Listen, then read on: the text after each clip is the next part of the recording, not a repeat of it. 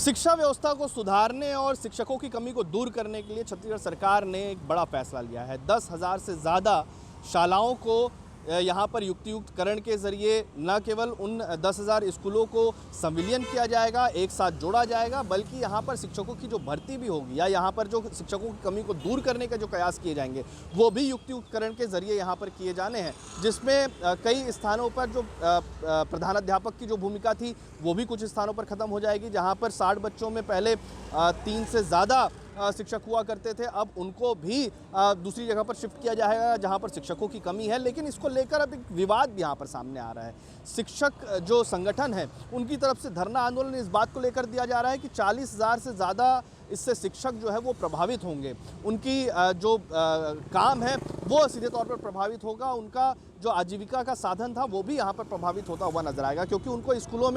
स्कूलों से हटा दिया जाएगा, शिक्षा के जो उनके काम थे वहाँ से उनको हटा दिया जाएगा। ये आरोप जो है वो सरकार पर लगा रहा है युक्तियुक्तकरण को लेकर। उनका मानना ये है कि युक्तियुक्तकरण अगर सरकार कर भी रही है तो वो 2008 के पैमाने पर करे, जिस पैमाने के आधार पर शिक्षकों की जो नियुक्ति थी वो शालाओं में की जाती थी। क्या कुछ कहना है उनका, जरा समझिए। युक्तियुक्तकरण के विरोध में आज प्रदेश के हजारों शिक्षक जो है राजधानी रायपुर के तूता धरना स्थल पे पहुंच रहे हैं और कल रात से ही हमारे साथी जो है खासकर जो है सुकमा बीजापुर ट्रैवल एरिया इधर सूरजपुर जो है बलरामपुर से पहुंचना शुरू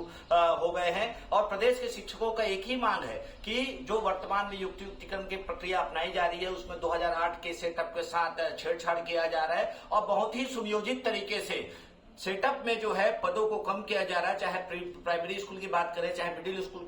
की बात करें, चाहे कॉमर्स के जो 2 पद है उसको 1 पद करने की बात करें, तो इस प्रकार से जिस तरीके से पदों को समाप्त किया जा रहा है, लगभग 43,000 पद जो है वो सरकार जो एक ही झटके में समाप्त कर रही है। और रही बात शिक्षा की गुणवत्ता की, तो मुझे नहीं लगता कि इस पदों को कम करके आप शिक्षा की गुणवत्ता को बढ़ा सकते हैं। इसलिए पूरे प्रदेश के आक्रोशित शिक्षक जो है आज राजधानी रायपुर में तूता धरना स्थल से मंत्रालय घेराव की ओर निकलेंगे। एक शिक्षकों का सैलाब जो है राजधानी रायपुर में पहुंचेगा। मैं माननीय मुख्यमंत्री से पुनः निवेदन करना चाहूंगा कि एक बार जो है इस हमारी पूरी जो मांग है उसकी समीक्षा की जाए, हमारे सुझाव पर जो है बात किया जाए, चिंतन मंथन किया जाए, विचार किया जाए। अन्यथा हमारा आंदोलन जो है आगामी जो है जैसे भी हमारे जितने भी साथी आएंगे छत्तीसगढ़ शैक्षिक साझा मंच के, वो आंदोलन को आगे बढ़ने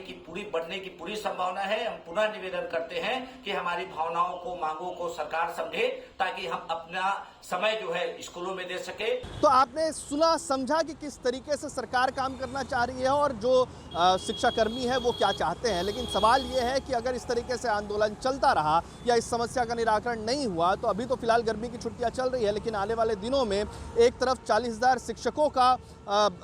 करियर खतरे में है, वहीं दूसरी तरफ सरकार ये कह रही है कि 10,000 स्कूलों का संविलियन जब वो करेगी तो इससे कहीं ना कहीं सीधा जो फायदा है वो उन छात्रों को होता हुआ नजर आएगा जहां पर स्कूलों की कमी है, जहां पर भवनों की कमी है या जहां पर शिक्षकों की कमी है। अब इसे कैसे दूर किया जाएगा, लाखों छात्रों का सवाल है और दूसरी तरफ 40,000 से ज़्यादा शिक्षकों का सवाल है। कैसे इसमें बीच में सरकार इस पर क्या कुछ संविलियन करते हुए किस तरीके से इस परेशानी को दूर करेगी, ये आने वाले वक्त में पता चलेगा। छत्तीसगढ़ से TV9 के लिए अमित मिश्रा।